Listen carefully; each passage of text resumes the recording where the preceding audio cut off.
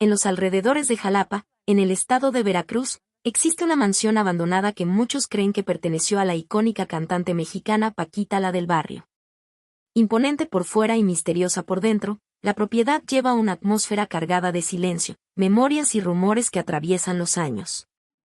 Antiguos músicos que trabajaron con la cantante y vecinos de la región relatan historias extrañas relacionadas con la casa, voces que resuenan por la noche. Sonidos de música provenientes de habitaciones vacías y una presencia que parece observar siempre. Lo más curioso es que, a pesar de su valor histórico y arquitectónico, nadie logra comprar la mansión. Algunos lo intentaron, pero desistieron. Otros, simplemente se niegan a acercarse. La leyenda local dice que la casa solo responde a quien canta con dolor verdadero. Un enigma que continúa asustando e intrigando a los habitantes de la región. Si te gustan las historias misteriosas, leyendas urbanas y curiosidades de México, suscríbete al canal y activa la campana de notificaciones para seguir todo sobre este y otros casos impresionantes. En las tierras cálidas de Alto Lucero, estado de Veracruz, el 2 de abril de 1947, nació una niña que cambiaría para siempre la música mexicana. Francisca Viveros Barradas, que el mundo conocería más tarde como Paquita la del Barrio, llegó al mundo en un modesto hogar rural, donde la simplicidad y las dificultades diarias formaron el carácter fuerte que se convertiría en su sello distintivo. Desde pequeña, Francisca enfrentó la dura realidad de la pobreza. En una época en que muchas familias mexicanas luchaban por sobrevivir, la niña aprendió temprano que la vida no ofrecía facilidades. Con apenas 6 años, ya ayudaba en las tareas domésticas, cargando agua del pozo, limpiando la casa y cuidando de sus hermanos menores. El trabajo pesado, sin embargo, nunca disminuyó su espíritu soñador. Era en los momentos de soledad, trabajando en el campo, cuando la pequeña Francisca encontraba su verdadera alegría. Mientras cuidaba de los animales de la familia, la niña soltaba la voz, cantando canciones populares que escuchaba en la radio o inventando sus propias melodías. Los animales se convirtieron en su primer público, y el campo abierto, su primer escenario. Cuando cantaba para las cabras y gallinas, ellas parecían escucharme con atención, contaría años más tarde en una entrevista. Fue allí donde descubrí que mi voz tenía poder. La voz de la joven Francisca se destacaba por su potencia natural y por la expresividad emotiva que transmitía al cantar. Incluso sin formación formal, desarrollaba instintivamente una técnica que más tarde cautivaría a multitudes. Los vecinos frecuentemente paraban sus quehaceres para escuchar a la niña cantar mientras trabajaba. En casa, sin embargo, no siempre podía expresarse libremente. Como era común en las familias tradicionales mexicanas de aquella época, los niños debían permanecer en silencio, especialmente las niñas. Esta represión alimentó en Francisca un sueño peculiar que cargaría por años. Cuando crezca, quiero tener una casa grande, donde pueda gritar sin que nadie me mande callar, confiaba a su abuela, quien sonreía ante el deseo inusual de la nieta. Esta infancia, marcada por el trabajo arduo y por los pequeños momentos de libertad a través de la música, moldeó la personalidad que años después se convertiría en símbolo de fuerza femenina. Los campos de Veracruz, con su vegetación exuberante y clima tropical, fueron testigos silenciosos del nacimiento de un talento bruto que aún estaba por ser pulido. La joven Francisca no imaginaba que, décadas después, aquel simple deseo infantil de tener una casa donde pudiera expresarse libremente se materializaría en una mansión imponente. Ni que su voz, que encantaba solo a animales y vecinos, resonaría en estadios llenos y atravesaría fronteras. El camino hasta allá, sin embargo, aún guardaba muchos desafíos y giros inesperados. Después de años guardando su voz para los campos de Veracruz, Francisca Viveros Barradas finalmente encontró coraje para compartir su talento con un público mayor. A principios de los años 70, ya adulta y cargando experiencias que endurecieron su corazón, comenzó a cantar en pequeños bares de barrio en México. Vestida con sencillez, pero con postura altiva, Francisca subía a escenarios improvisados donde el humo de los cigarrillos formaba una cortina etérea. El público, mayoritariamente masculino, no esperaba que aquella mujer de apariencia común pudiera producir una voz tan poderosa y cargada de emoción. Pero bastaban las primeras notas para conquistar la atención de todos. Fue durante ese periodo que un evento doloroso transformó su vida personal y artística. Tras descubrir la infidelidad de su marido, Francisca canalizó todo su dolor e indignación hacia sus presentaciones. El sufrimiento de la traición, en vez de silenciarla, le dio una voz aún más fuerte y auténtica.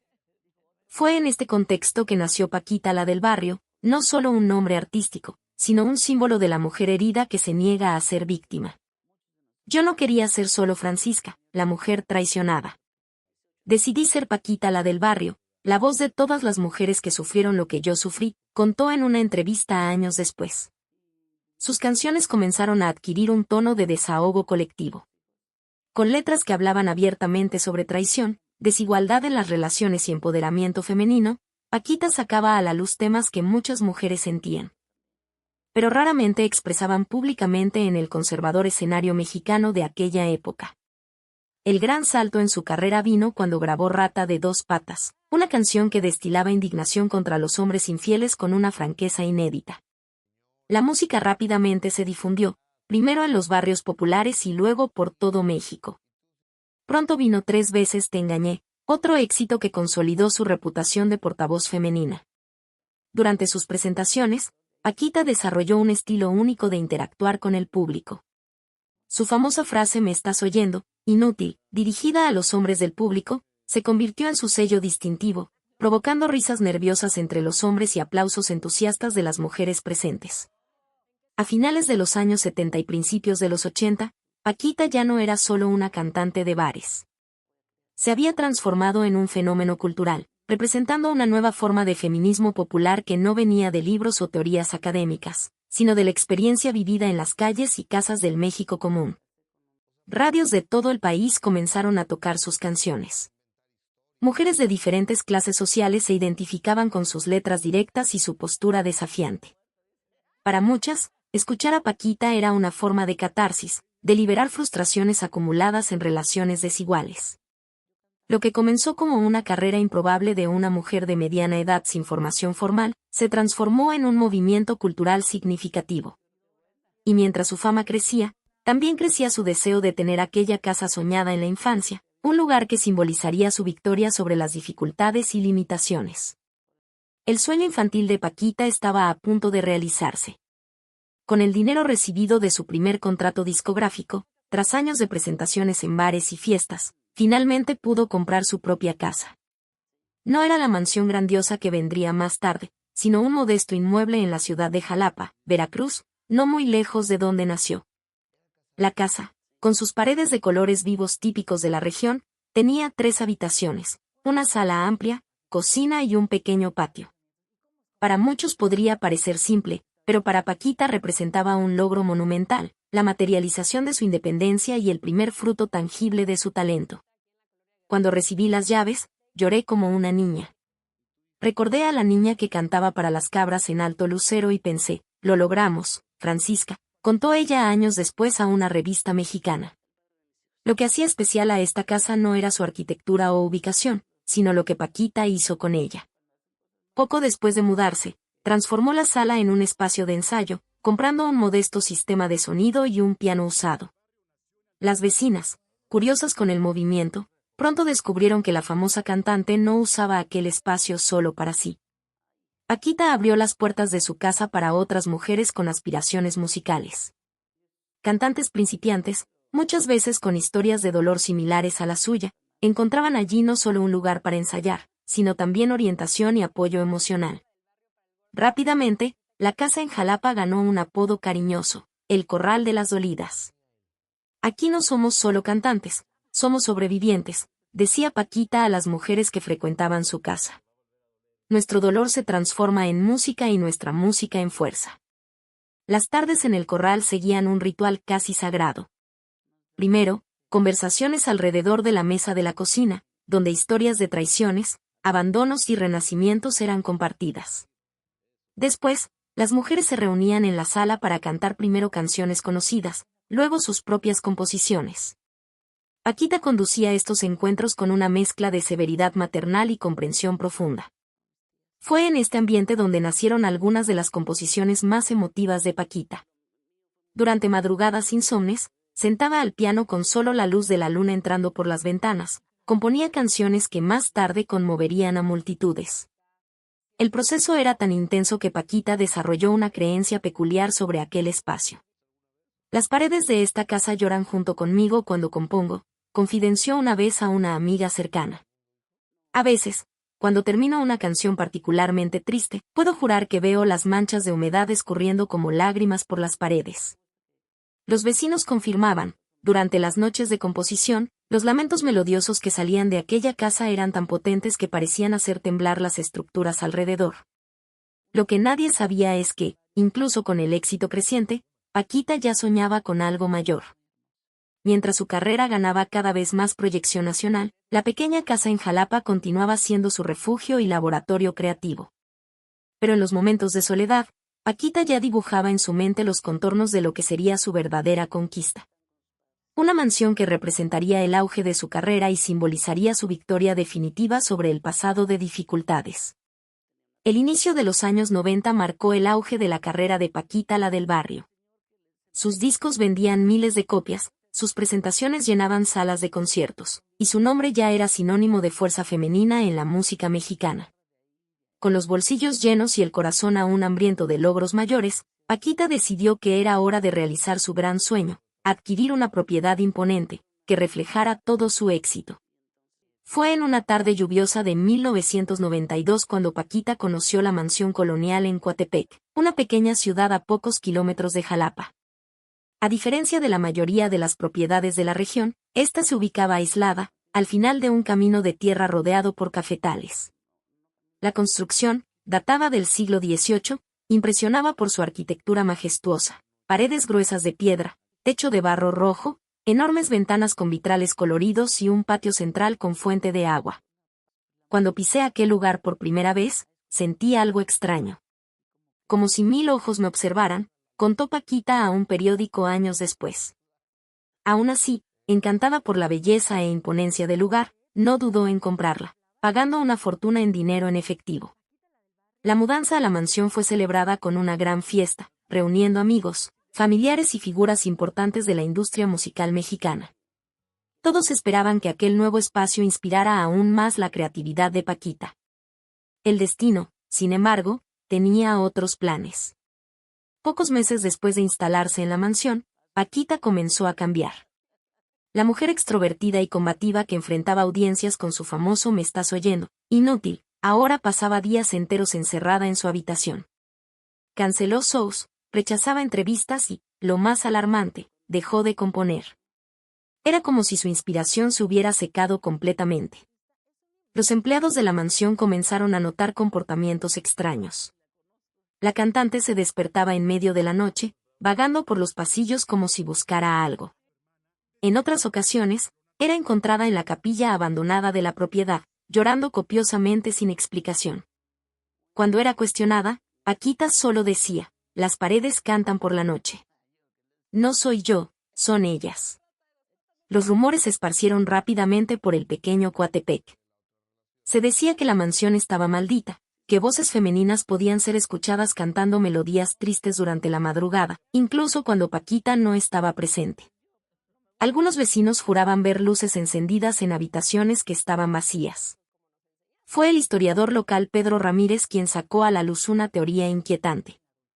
Después de investigar en los archivos municipales, descubrió que antes de convertirse en una residencia colonial, aquel terreno había albergado un convento dominicano en el siglo XVI.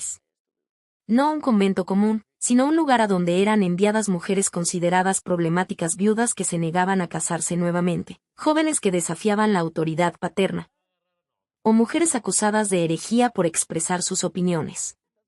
Aquel convento era, en realidad, una prisión silenciosa, explicó Ramírez en un artículo. Las mujeres tenían prohibido hablar, cantar o expresar cualquier forma de arte.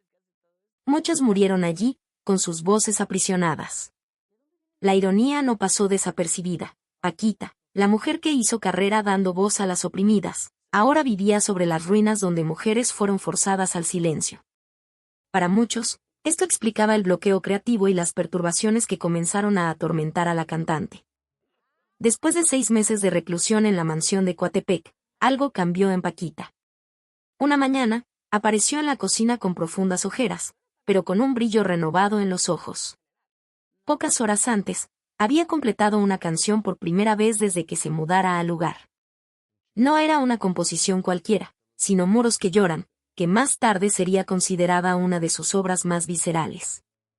No fui yo quien escribió, dijo a su asistente aquella mañana. Fueron las mujeres silenciadas que vivieron aquí. Yo apenas presté mi voz. Este episodio marcó el inicio de una nueva fase en la carrera y vida personal de Paquita la del Barrio. Gradualmente, desarrolló una teoría particular sobre los inmuebles que habitaba. Para la cantante, ciertas casas no eran solo estructuras físicas, sino repositorios de memorias y emociones de aquellos que allí vivieron. Especialmente cuando esas historias involucraban injusticias y sufrimientos no resueltos. Las paredes tienen sangre, explicó una vez en una entrevista para la revista Cantares de México. No sangre literal, sino la energía del dolor vivido dentro de ellas. Y esa energía busca expresión, busca justicia. Lo que podría ser interpretado como simple superstición o excentricidad de artista pronto se transformó en un método creativo sistemático. Paquita comenzó a buscar activamente inmuebles con historias trágicas relacionadas con mujeres. No eran solo mansiones antiguas, sino también apartamentos modestos, pequeñas casas de campo o habitaciones de pensión donde mujeres habían sido abandonadas, traicionadas u olvidadas. En 1995, alquiló temporalmente un apartamento en Puebla donde, décadas antes, una joven esposa se había suicidado tras descubrir la traición del marido con su hermana menor. Paquita pasó apenas 2 semanas en aquel lugar, pero fue suficiente para componer Hombres Malnacidos, una canción tan cargada de odio y dolor que algunos DJ se negaron inicialmente a tocarla en las radios. Al año siguiente, pasó un mes en una casa a orillas del mar en Veracruz, donde una viuda había esperado durante 30 años el regreso del marido pescador, sin nunca aceptar su muerte en el océano. De esta experiencia nació El mar de la espera, balada que contrastaba con su estilo habitual por la melancolía poética. Un patrón fue estableciéndose. Paquita identificaba un inmueble con historia trágica femenina, se mudaba temporalmente, se permitía absorber las energías del lugar e, invariablemente, producía canciones de impresionante intensidad. Las casas me lo cuentan todo. Yo solo escribo, explicaba simplemente cuando era cuestionada sobre su peculiar proceso creativo.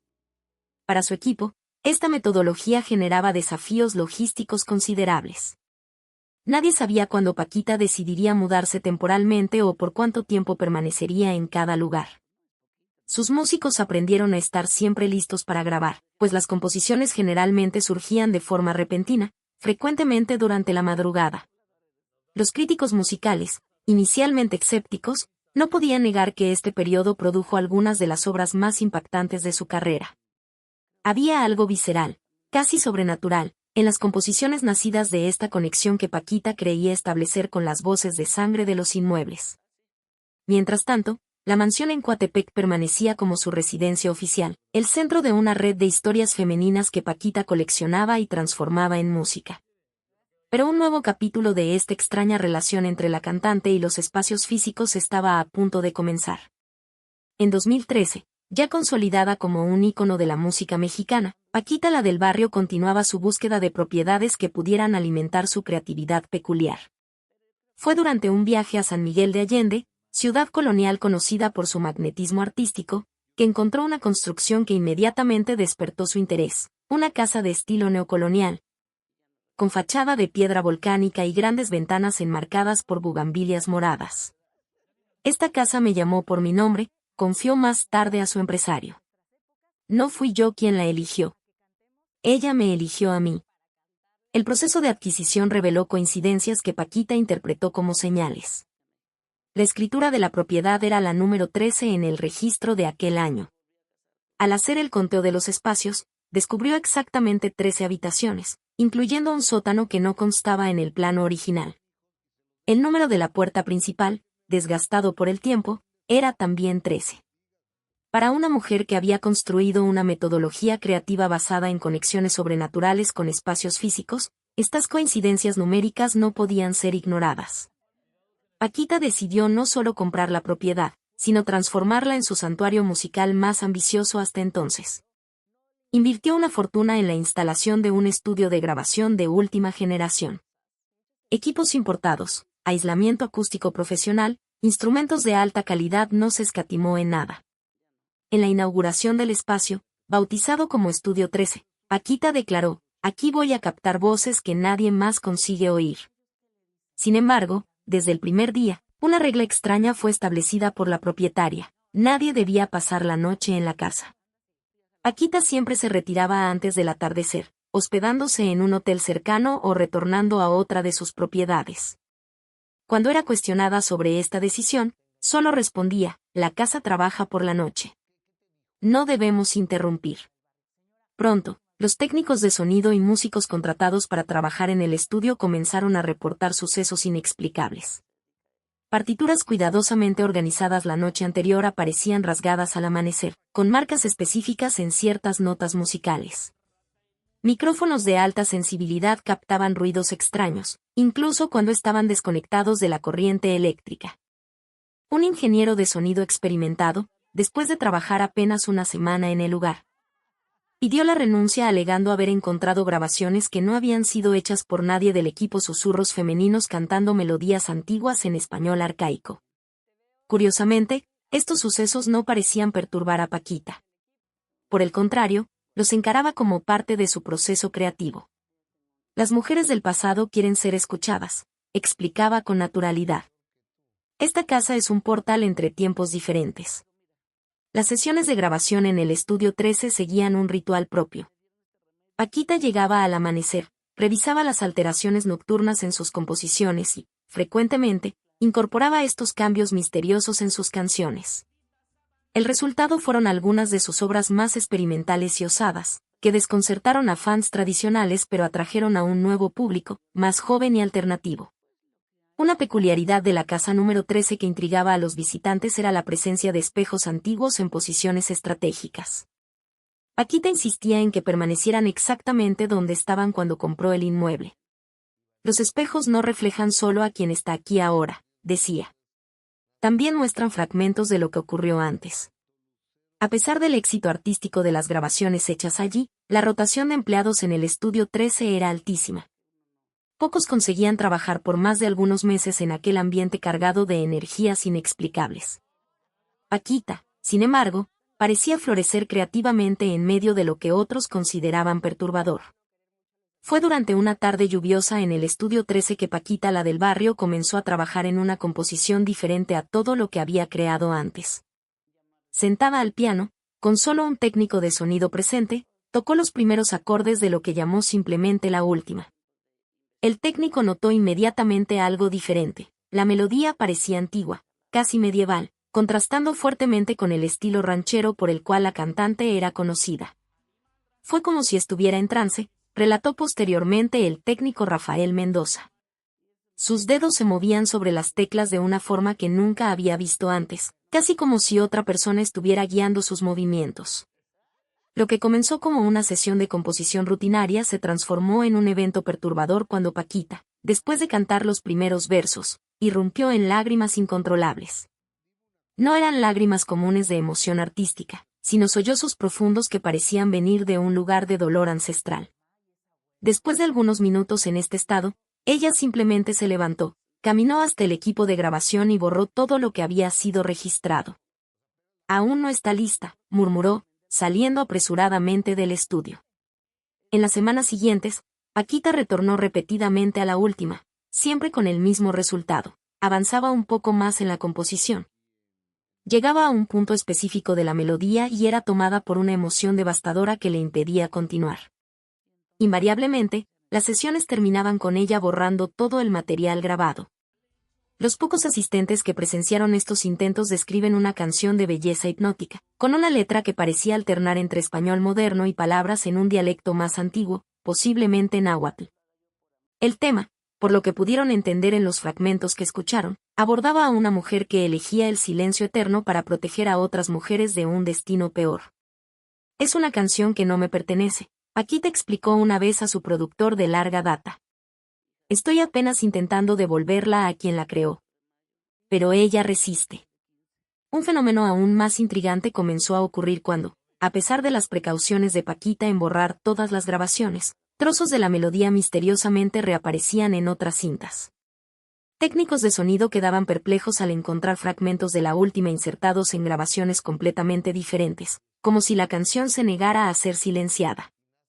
Más perturbador aún era el hecho de que estos trozos que resurgían espontáneamente nunca eran idénticos a los originales, notas cambiaban sutilmente, el tiempo se alteraba. Como si la propia música estuviera evolucionando autónomamente. Es como si la canción tuviera vida propia, comentó una de las coristas que trabajó brevemente en el estudio 13. Ella quiere ser cantada, pero no exactamente como Paquita intenta cantarla. La obsesión de Paquita con la última se volvió un secreto abierto en su círculo profesional. Nadie osaba preguntar directamente sobre el asunto, pero todos percibían cómo la cantante frecuentemente se aislaba con partituras garabateadas, murmurando melodías incomprensibles. En raras ocasiones, cuando creía que estaba sola, era posible oírla conversando en voz baja, como si negociara con alguien invisible los términos para finalizar la canción. Su comportamiento errático llevó a especulaciones sobre su estado mental, pero aquellos que conocían su historia con las voces de sangre sospechaban que algo más profundo estaba en juego. No era locura, sino una conexión sobrenatural que había sobrepasado los límites que la propia Paquita había establecido en sus experiencias anteriores. Mientras tanto, fans y críticos esperaban ansiosamente por su próximo álbum, sin tener idea de la batalla silenciosa que se desarrollaba en el estudio 13. Donde una cantante renombrada por su fuerza y determinación se encontraba, por primera vez, incapaz de dominar una canción. En septiembre de 2015, Paquita la del Barrio sufrió un colapso durante una sesión de grabación en el estudio 13. Encontrada inconsciente junto al piano, fue llevada a toda prisa al Hospital de San Miguel de Allende, donde los médicos diagnosticaron agotamiento severo combinado con arritmia cardíaca. Durante 3 días, la reina de las canciones de despecho permaneció internada, recibiendo la visita de familiares preocupados y fans que hacían vigilia en la entrada del hospital. Fue una advertencia, declaró Paquita después de recibir el alta. Cuando el cuerpo habla, es necesario escuchar. Contra la voluntad de su equipo, tomó una decisión radical, vendería la casa número 13. No solo eso, sino que también se alejaría temporalmente de su obsesión con la última. El anuncio oficial mencionaba apenas razones de salud, pero personas cercanas sabían que la relación entre Paquita y aquella propiedad se había vuelto tóxica, consumiendo su energía vital. Una renombrada inmobiliaria de San Miguel de Allende, especializada en propiedades para extranjeros ricos, asumió la tarea de vender el inmueble. El precio era elevado, pero justo considerando la ubicación privilegiada y el estudio de grabación profesional ya instalado. En las primeras semanas, no faltaron interesados atraídos por las fotos de la propiedad y por la fama de su propietaria. Sin embargo, algo extraño comenzó a suceder. Ningún potencial comprador permanecía más de 1 hora dentro de la casa. Salían apresurados, con excusas vagas o, en algunos casos, visiblemente perturbados. Una compradora canadiense fue encontrada llorando en la acera frente a la propiedad. Cuando fue cuestionada, solo repetía: recordé cosas que había enterrado hace mucho tiempo. Una pareja de músicos estadounidenses que demostró gran interés inicial desistió abruptamente después de visitar el estudio. La casa no nos quiere, explicó el marido a la corredora, mientras su esposa permanecía en silencio, con mirada distante. Después de 6 meses sin conseguir vender el inmueble, la inmobiliaria desistió del contrato. Otras 2 agencias lo intentaron, con resultados idénticos. Una corredora frustrada, después de perder su 10ª venta potencial, desahogó con una colega: es como si la casa eligiera quién puede entrar. Y hasta ahora, no le ha gustado nadie. En la pequeña comunidad de San Miguel de Allende, donde historias sobrenaturales se mezclan fácilmente con lo cotidiano, una leyenda comenzó a formarse. Se decía que la casa número 13 era la casa que hace a las mujeres recordar lo que querían olvidar. Según los relatos que circulaban en bares y mercados, cualquier mujer que entrara allí sería confrontada con memorias dolorosas de su pasado, especialmente aquellas relacionadas con injusticias y silenciamientos. Incluso con la propiedad cerrada y aparentemente abandonada, luces eran ocasionalmente vistas a través de las ventanas durante la noche. Vecinos relataban oír el sonido distante de un piano, siempre tocando la misma melodía incompleta.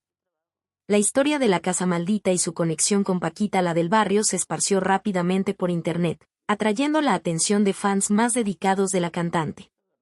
Un grupo de admiradoras, mayoritariamente mujeres de mediana edad que se identificaban profundamente con sus canciones de dolor y resistencia, comenzó a visitar el lugar clandestinamente. Estas peregrinaciones no autorizadas seguían un ritual específico. Las mujeres traían flores rojas que dejaban en la puerta, cantaban en coro Rata de dos patas y finalmente presionaban las manos contra los muros externos, como si intentaran absorber o comunicarse con las energías del lugar. No es turismo macabro, explicó una de las organizadoras a un periódico local. Para nosotras, esta casa representa todos los dolores femeninos que Paquita transformó en fuerza a través de su música. Venimos aquí para conectarnos con ese linaje de resistencia. Mientras tanto, Paquita recuperaba su salud lejos de allí, aparentemente ajena al fenómeno en que se había convertido su antigua propiedad. La casa número 13 permanecía a la venta, pero ahora pocos creían que algún día encontraría un nuevo dueño. Diciembre de 2015 marcó un punto de inflexión en la carrera de Paquita la del barrio. Después de meses alejada de los reflectores, recuperándose de su colapso físico y emocional, sorprendió a la industria musical al anunciar su regreso a los escenarios con una gira titulada Voz de las Calladas. El anuncio vino acompañado de un comunicado corto, pero significativo: cantaré por aquellas que no pudieron cantar. La gira fue concebida de una forma radicalmente diferente a sus presentaciones anteriores. Lejos de los grandes shows donde siempre reinaba sola en el escenario, Paquita ahora compartía el espacio con artistas mexicanas emergentes. En cada ciudad, 3 cantantes locales eran invitadas a presentarse a su lado, con una única condición: debían compartir historias reales de mujeres de sus comunidades que habían sido silenciadas de alguna forma. No quiero ser solo la voz de la mujer traicionada, explicó en rueda de prensa. Quiero ser un canal para todas las voces femeninas que fueron sofocadas a lo largo de la historia. La crítica especializada, inicialmente escéptica, se rindió ante el formato innovador. En Guadalajara, una joven cantante indígena emocionó al público con la historia de su abuela, forzada a abandonar su lengua materna. En Monterrey, una rapera narró el silenciamiento de las mujeres en las comunidades dominadas por el narcotráfico. En cada presentación, Paquita actuaba como una especie de maestra de ceremonias, intercalando sus canciones clásicas con los nuevos talentos. Paralelamente a la gira, que rápidamente se convirtió en un fenómeno cultural, Paquita lanzó el álbum Techo y Dolor, un trabajo conceptual inspirado en las diversas casas que habitó a lo largo de su vida. Cada pista correspondía a un inmueble específico y a las historias que Paquita creía que habían sido absorbidas por sus paredes. La primera canción, Alto Lucero, remitía a su casa de la infancia en Veracruz, con una melodía simple y esperanzadora. El Corral de las Dolidas homenajeaba a su primera casa propia en Jalapa. Mansión de Sombras evocaba los periodos sombríos en la propiedad de Coatepec. La penúltima pista, 13, abordaba sus experiencias en la casa número 13 de San Miguel de Allende. Curiosamente, el álbum terminaba con una pista instrumental titulada simplemente Silencio, un piano solitario tocando una melodía incompleta que muchos reconocieron como fragmentos de la misteriosa La Última que tanto la había obsesionado. Es el disco más sincero que he hecho, declaró en una rara entrevista en profundidad. Antes, yo cantaba lo que sentía.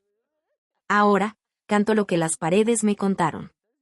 Los críticos musicales, incluso los más exigentes, fueron unánimes en reconocer la profundidad del trabajo. La revista Proceso clasificó Techo y Dolor como una obra maestra tardía que trasciende el ranchero para convertirse en una meditación universal sobre el espacio, la memoria y la voz femenina. El periódico El Universal destacó cómo Paquita había conseguido transformar su dolor personal en una exploración arqueológica de los dolores colectivos. Más importante que la recepción crítica fue la respuesta emocional del público. Mujeres de todas las edades asistían a los shows, muchas llevando fotografías de sus casas de infancia o de parientes que habían sido silenciadas de alguna forma. Al final de cada presentación, se formaban círculos de conversación espontáneos donde historias personales eran compartidas. Lo que Paquita está haciendo va más allá de la música, comentó una socióloga presente en uno de los shows en Ciudad de México. Está creando espacios de sanación colectiva. El éxito de la gira Voz de las Calladas y del álbum Techo y Dolor reposicionó a Paquita la del barrio en el panorama cultural mexicano. Ya no era solo la intérprete de canciones de despecho, sino una artista que usaba su música como vehículo para explorar dimensiones más profundas de la experiencia femenina. Este reconocimiento renovado trajo también pedidos insistentes de editoriales para que publicara su autobiografía. En enero de 2020, a los 73 años, Paquita sorprendió a todos al anunciar que finalmente contaría su historia.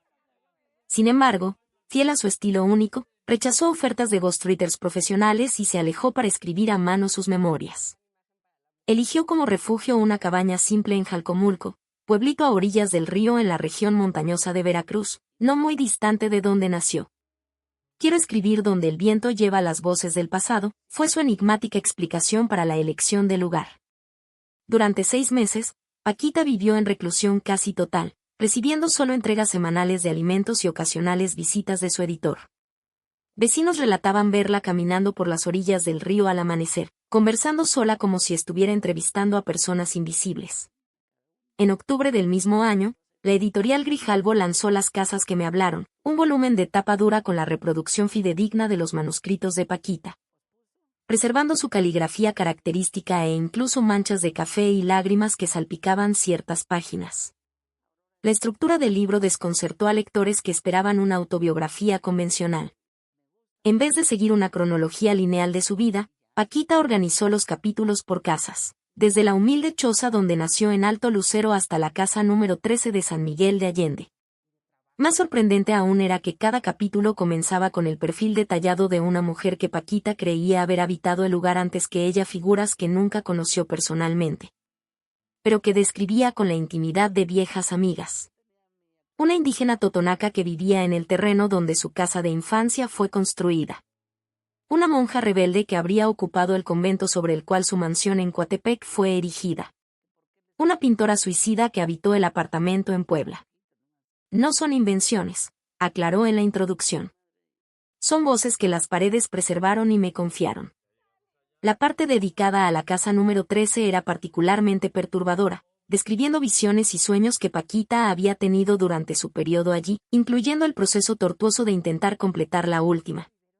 Extrañamente, varias páginas de este capítulo aparecían tachadas con tinta roja, como si hubieran sido censuradas por la propia autora. Esta peculiaridad no fue explicada en ningún momento del libro, generando intensas especulaciones entre fans. El libro terminaba de forma igualmente enigmática, con una carta sin destinatario específico, titulada A quien me escuche, aunque no me vea. La carta, escrita en un lenguaje casi poético, mezclaba agradecimientos a las compañeras invisibles que guiaron su carrera con reflexiones sobre el poder de las historias no contadas. La recepción crítica se dividió entre los que consideraban el libro una obra maestra de realismo mágico no ficcional y los que lo veían como el producto de una mente envejecida posiblemente afectada por años de presión de la fama. Independientemente de eso, Las casas que me hablaron se convirtió rápidamente en un bestseller. Grupos de lectoras organizaban encuentros para discutir el libro, frecuentemente realizados en casas antiguas, donde cada participante compartía historias sobre las residencias que marcaron sus vidas. En universidades, departamentos de estudios de género adoptaron la obra como objeto de análisis, destacando cómo Paquita había creado una genealogía femenina alternativa a través de las historias de las mujeres que habitaron sus casas. Mientras tanto, en las redes sociales, fans más dedicados se dedicaban a descifrar el misterio de las páginas censuradas con tinta roja. Algunos llegaron a superponer las páginas contra la luz, intentando leer lo que había sido tachado. Otros crearon teorías elaboradas sobre códigos escondidos en las palabras que permanecían visibles en los márgenes. Tras el lanzamiento de su autobiografía, Paquita la del Barrio entró en una fase más reservada de su vida. Con más de 7 décadas de existencia y un legado musical ya consolidado, decidió alejarse gradualmente de los reflectores. Vendió algunas de sus propiedades, manteniendo apenas 2 residencias principales, una casa modesta en Veracruz, cerca del mar, y un rancho aislado en el interior de Jalisco, rodeado por montañas y vegetación exuberante. Necesito oír las voces del inicio y del fin de mi camino, explicó durante su última entrevista formal a una revista mexicana. Veracruz me vio nacer, Jalisco me verá partir. Aunque redujo drásticamente sus apariciones públicas, Paquita no desapareció completamente. Hacía presentaciones esporádicas, cuidadosamente seleccionadas, siempre en lugares con significado especial para ella. Un pequeño teatro en San Miguel de Allende. Una plaza histórica en Jalapa. una antigua iglesia reconvertida en centro cultural en Ciudad de México. En estas raras apariciones, más que sus canciones clásicas, eran sus declaraciones enigmáticas las que captaban la atención. Frecuentemente interrumpía las presentaciones para compartir reflexiones sobre sus experiencias con las casas que habitó, siempre refiriéndose a cosas que solo los muros entienden. Periodistas y fans registraban atentamente cada frase, buscando descifrar los códigos que muchos creían esconderse en sus palabras. Las paredes no olvidan lo que intentamos borrar, dijo una vez después de interpretar Rata de dos patas en un formato desacelerado, casi irreconocible. Cada casa es un libro que se lee con los pies descalzos sobre el piso. En 2023, durante un homenaje que recibió en la Fonoteca Nacional, Paquita pronunció lo que muchos considerarían posteriormente una frase profética: si mi última canción no es escuchada, que resuene en las paredes. Tras estas palabras, interpretó un fragmento de lo que los presentes reconocieron como la misteriosa La Última, interrumpiéndola abruptamente en el mismo punto donde siempre paraba durante las grabaciones. El momento, capturado en videos que se viralizaron en las redes sociales, reavivó el interés por el misterio de esta canción inacabada. La mansión continúa allí, rodeada de maleza, silencio e historias que nadie puede explicar. ¿Verdad o exageración? El hecho es que hasta hoy nadie ha logrado hacer de aquel lugar un hogar. Tal vez sea solo coincidencia, o tal vez haya algo más detrás de las paredes donde, dicen, aún resuena la voz de quien cantaba con dolor en el alma. ¿Y tú, tendrías el valor de entrar en esta casa? ¿Crees en las historias o piensas que todo no es más que una leyenda? Deja tu comentario aquí abajo, queremos saber tu opinión. No olvides dar like al video, suscribirte al canal y activar la campana de notificaciones para no perderte los próximos misterios. Hasta la próxima.